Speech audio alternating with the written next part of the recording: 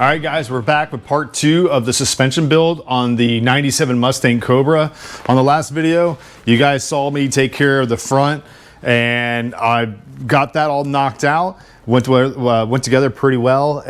It's looking great. So now it's time to move on to the rear. And if you haven't already, take a moment, pause the video, hit that subscribe button, put on notifications, and hit that like button. All right, guys.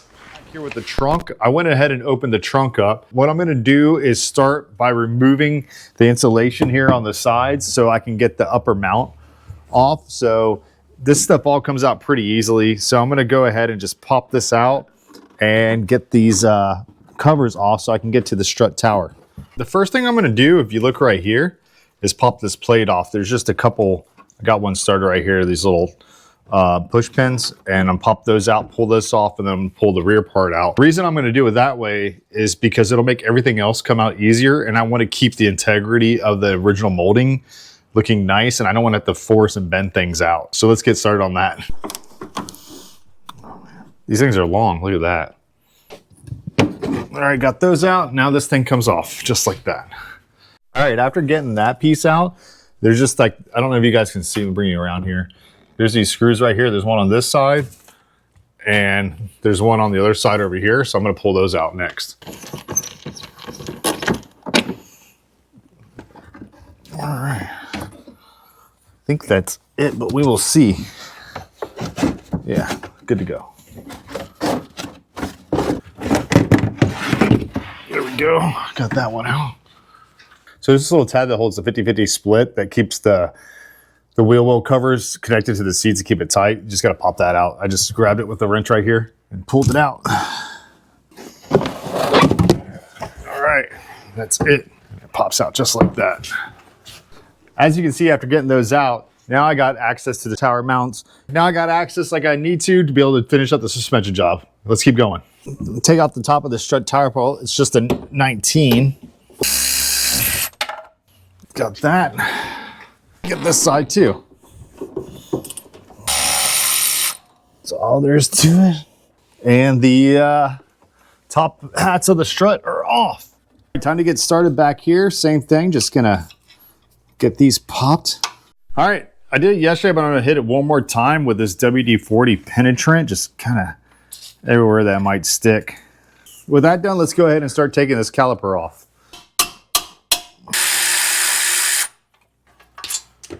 Go. In order to get to the bottom bracket bolt off, you got to remove the caliper first. That's because the brake line gets in the way. Just a 13mm wrench. Now it's loose. I got my ratcheting wrench. There's one. This is fun. There's two. All right. That is free. I can get my 15mm, get it on the back side right here, which I wasn't able to before. These things are so tight from the heat cycle. All right, got my ratcheting wrench here.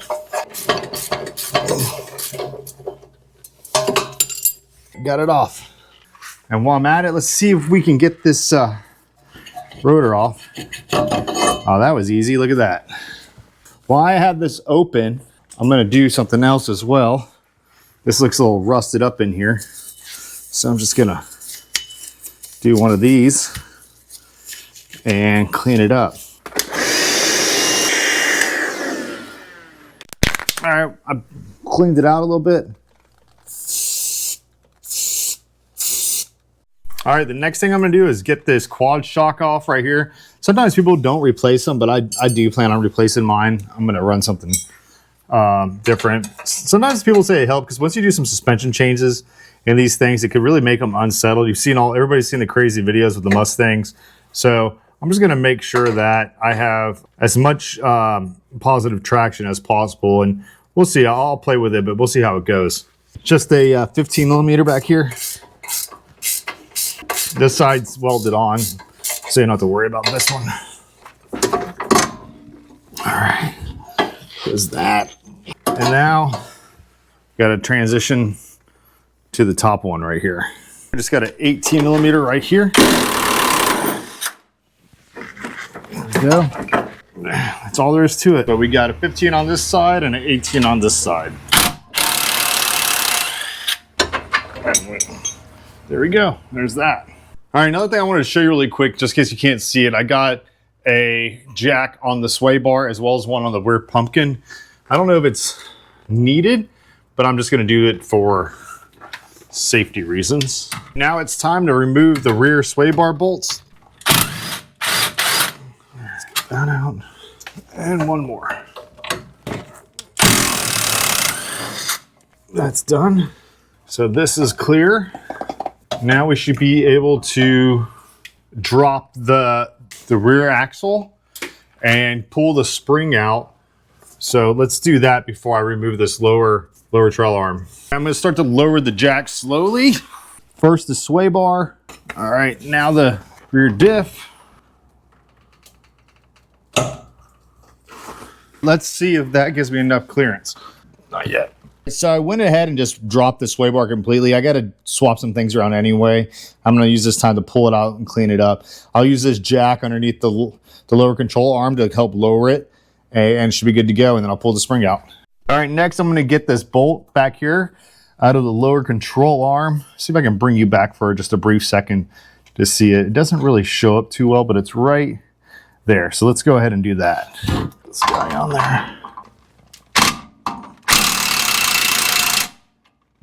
Go.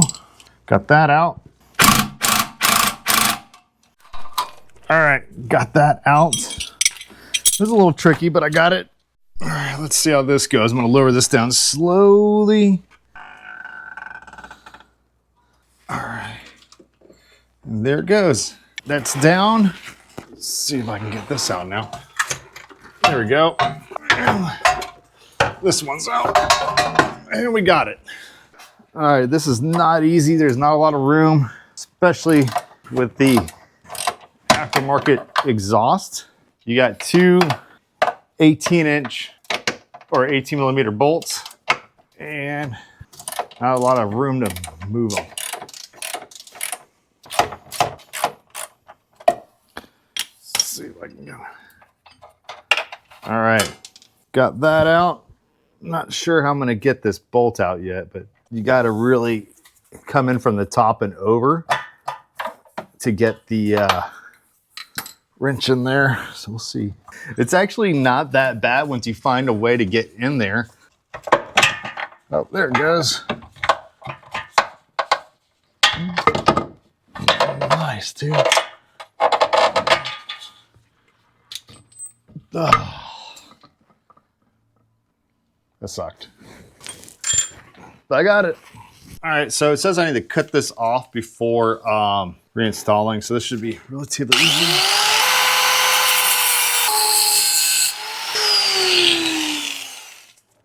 Okay, ready to mount. All right, so it came with new hardware. Let's go ahead and stack that up and get ready to put the new one on. All right, let's see how this goes. I'm gonna blast this with my trusty silicone. This is going to be a pain to line up, I can tell that already. Looks pretty good. I hope it is anyway. There it goes. Got it. Nice. Not easy, but not impossible. All right. At least I got it kind of started it in, so that's good. Now I'm going to get this lower bushing in. Wind up like that. There we go. All right, that one's in. And I'd put the top in, but as you know, it's not going to stay without the spring in it. All right, let's see if I can figure this out without being fully retarded. Get that on. Now I got to try to get this lined up. I had to put a block under it to be able to reach. Try this again. I'm gonna have to put my foot here, pull on it towards me. There it goes. I'm gonna have to figure out how to get more tension on that. It's already lifting it off the jack a little bit, so let's take our time and do it slowly.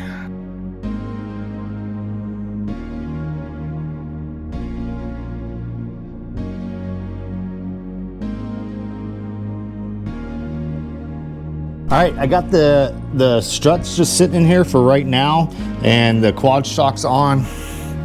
Now I'm gonna go over here, and I got the rear strut tower brace set on top of it. Now I'm just gonna torque this down a little bit. All right, looking good. Struts and everything on. I just still gotta do the sway bar, but I'm gonna do a spacer, putting some anti-seize on it right now, because these things could be a little bit of a pain to get off later on if you ever want to remove them or get a different offset for your wheels. So we're just gonna wipe the hub down with a little bit of anti-seize. All right, that should be good. Now that I got the anti-seize on, let's throw this rotor on first.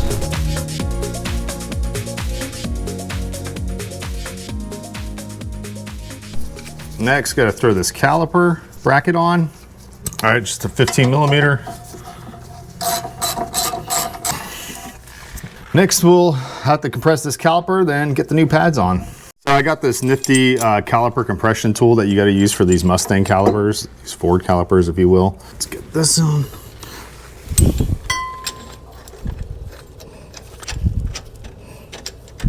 All right. Let's get this thing compressed. You just keep tighten this piece up as you tighten that in, and it'll eventually compress all the way. That should do it. And the caliper is compressed. Make sure that boot doesn't come over. And then we'll get the new pads.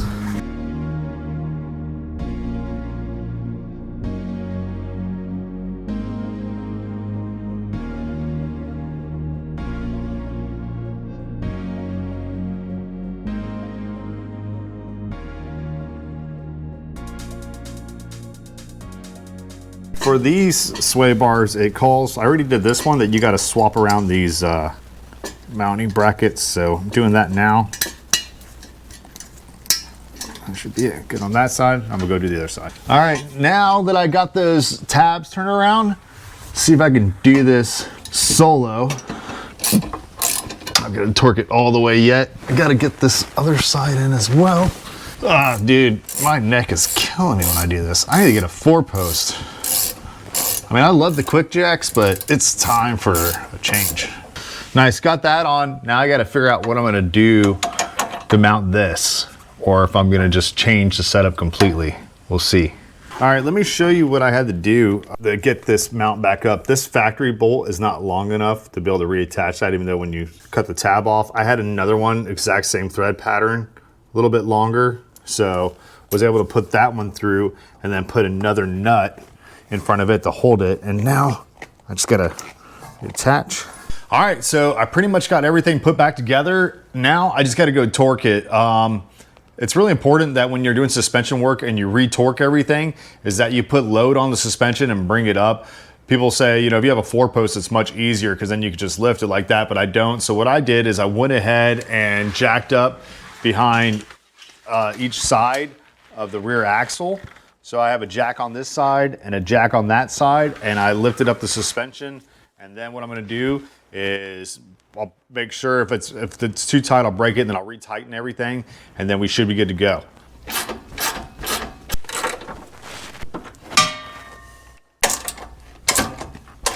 All right, so one of the things I wasn't able to do when I did the front on the last video was install the end link bushings. They weren't here yet, and I wanted to get started. So I'm gonna start working on that, and then I'll re-torque all the front. All right, there goes that. Pry bar in here, like this. Like that. All right. All right, so this part should be pretty easy. We're just gonna pull these off and put the new ones on. Okay, I'm just gonna hit it with a little bit of silicone first. Like that. Nice. See? Goes right on. Looking good. Now let's do the bottom. All right, got it together. All right, let's just drop this back in here like that. Before I do this one, I'm gonna go ahead and go to the other side and do the same thing. I'm gonna get this bottom one on right here, loosely fit it. See if we can get this thing pried down now. A little bit of silicone spray. Like that, there we go. It's good. All right. Those end-link bushings was pretty easy. The old ones are kind of smoked, as you can see. Maybe took me 10 minutes to do the whole job. And now what I gotta do is just finish torquing everything up, and then we should be good to go to bleed the brakes. And I think that's about it. All right, now it's time to get those brakes bled. I got a lot of videos I've done on other cars bleeding brakes. So I don't know if I'm gonna include everything in this video, but you know, it's pretty standard. Got my 11 millimeter.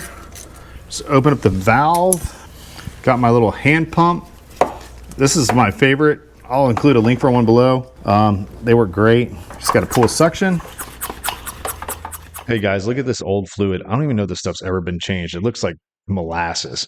But with that said, what I do is I add this liquid moly full synthetic brake fluid. This stuff works great. And as I'm topping off the brake reservoir, I check for the color change from that dark old stuff to the light stuff. And I know that I've got all the old stuff out and it's good to go. All right, with the brakes flushed, the next thing I had to figure out is how I was going to notch out the factory wheel well covers in order to make room for the rear strut tower bar. This part actually kind of killed me inside because these things were so mint in factory. I didn't want to cut into them, but I really didn't have a choice. And I knew that these cars flex, so it's for the better of the car, but it still kind of sucked to do. All right, so the plan I came up with was that I just went ahead and set the covers over it, and then I just marked the width of the strut tower bar with a Sharpie. And then I came back with a tape measurer and measured how high up from the base of the covers I would need to cut upwards. And then that's how I kind of determined where I needed to cut this. All right, so I just took that measurement I got from the car and I used that, and I split the difference between the rear strut tire marks I made, and then I just marked to the top of that. And when that was done, I went ahead and grabbed the hacksaw. I found that to be the easiest way to cut through it, and actually made a really smooth cut, and it wasn't that bad to do. All right, let's just throw this cover back in. And what you'll notice is that I left that notch connected. Like I didn't cut it out at the top because I wanted it to be able to sit as close to the strut tower bar as possible. So it kind of has a factory look. And then I come back later and I just cut it off with a pair of medical scissors. Overall, I'm pretty happy. It's not perfect, but it looks pretty good. As close as I think I could get to factory. Overall, really have no complaints. I'm really happy the way it turned out. All right, time to get these tail lights out and get the LED bulbs in. Let's go.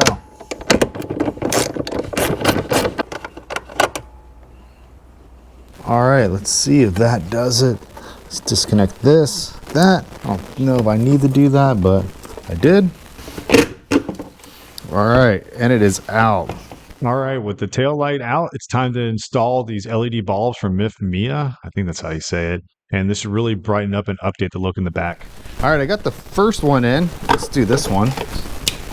2, let's pop that in place. 3, all working. Dude, super brittle. This thing just broke. That's not cool. That's not cool at all. That's gonna be an issue later.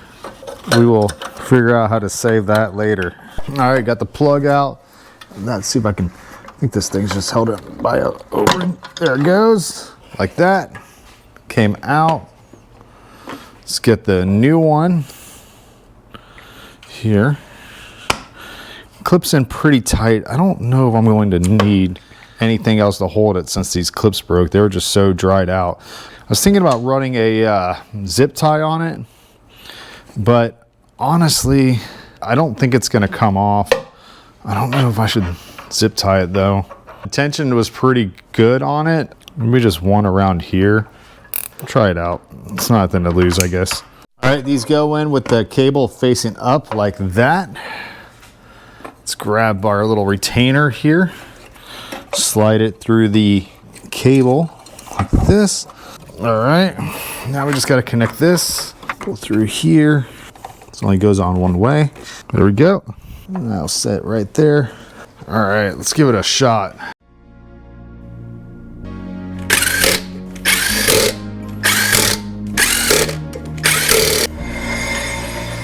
Nice. Show you guys what it looks like.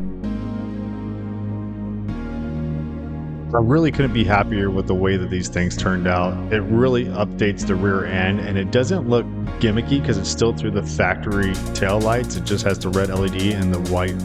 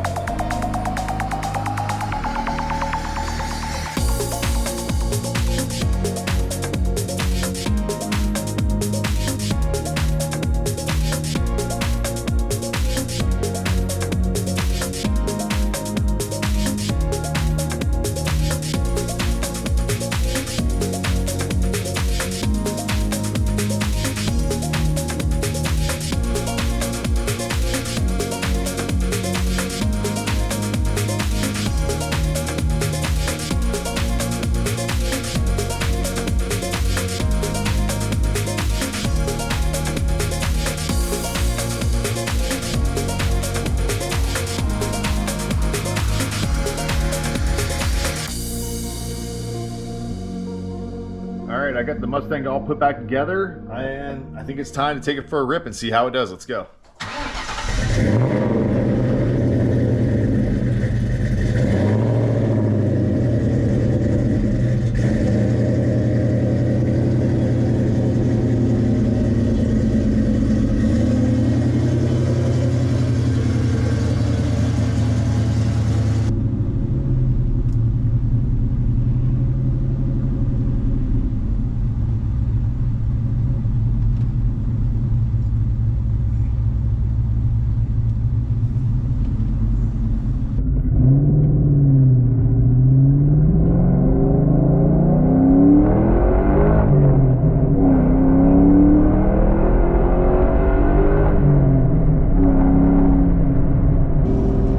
One thing I haven't shown already is that I already did take it to get an alignment done, and they put it on the rack. I just said, hey, double check the torques, because, you know, why not? Might as well, they're already there. So that should be all good, and they got it pretty well adjusted. The camber bolts did their job. I think there's a slight negative camber, but nothing too crazy. So I'm pretty happy so far. It tracks really good, you know.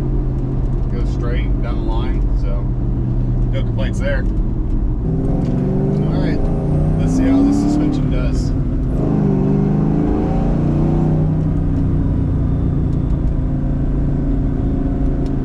Oh yeah, it's so much flatter.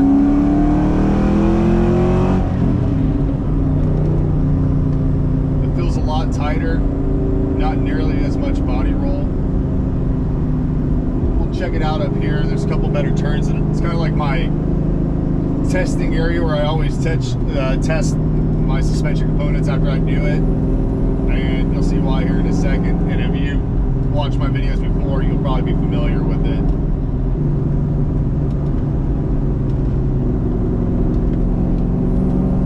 Look at that, pretty hard. No rubbing at all, no noises, no creaks. Pretty happy overall. All right, let's hit up this roundabout. I like this because it's a sustained turn.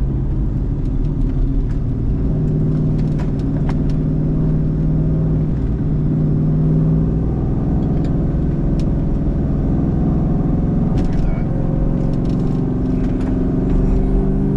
For nearly a 30-year-old car, this thing feels great. And it has enough power to be fun. Really don't need more.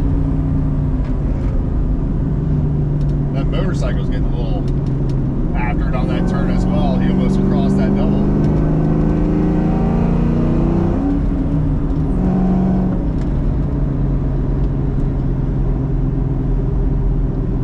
So far, I couldn't be happier.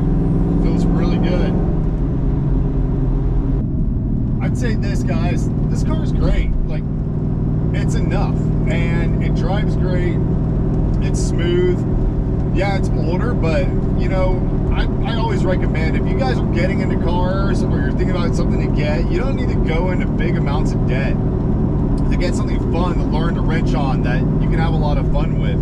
You know, to go out and spend 80 grand like on an F80 M3 when you're really not making the money to do it is just not very smart. But buy something, you know, you can get a decent Cobra for probably 10 to 12 grand, and maybe even less if you get a real fixer-upper. You can get a GT for like 5 grand. I've seen some super clean GTs for like 5 grand. I get it, it doesn't have a whole lot of power, but with some basic mods, even if you end up getting a supercharger, it's still way less than almost any other new car you can get. And they sound great, they're a lot of fun to drive still, and you're not going to go into debt to do it. And you're gonna enjoy it. And you know, you don't have to be worried if you break something, how much it's going to cost, or where am I going to take it. You can do it all yourself. It's really, I think, a solid, you know, fun car to drive. You know, or, you know, there's a lot of other cars. Any of the LS1 Camaros out there, you can get those for a decent price. They're a lot of fun. All the LS motors are super stout. You can never go wrong with the LS1, LS3. I just don't see the point of blowing all this money. So what, that you think you're fitting in with your friends or something? Dude, those people don't matter anyway. You know, if you're worried about you have to have a certain car to be cool with them or whoever, then it's probably not the people you need to be around anyway. One of the things I did want to add was that this is a couple weeks after I finished the install, because I wanted to give time for the suspension to settle and hope get the full drop, and it's riding really well. That's like one thing to consider. I think most of you guys already know this, but when you do springs or something like that, it takes a little bit of time for it to fully settle to its where it's actually going to sit for its ride height. It'll still sit a little high when you first do it for the first couple of weeks, and then it'll maybe maybe a quarter inch. You know, it just depends on the springs and the company and whatnot. But it's just one thing to realize.